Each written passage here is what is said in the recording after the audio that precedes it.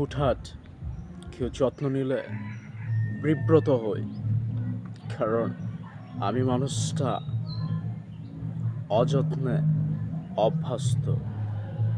তাই যত্নটা পেলে বিব্রত বা বিভ্রান্তি হওয়াটা স্বাভাবিক বিষয়। হুটহাট করে কোনো পার্সন এসে যদি যত্ন নেয়, তখন বিষয়টাকে আমি একটু অন্যভাবেই ভাবি।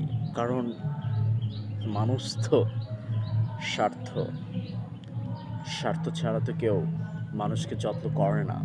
আর যে স্বার্থ ছাড়া যত্ন করে, সে তো মহামানুষ, মহামানুষত্ব, বিগ মানুষ, বড় মাপের মানুষ। So thank you so much for everything, my friends এবং অডিয়েন্স।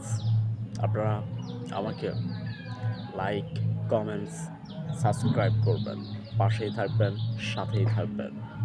আল্লাহ হাফেজ।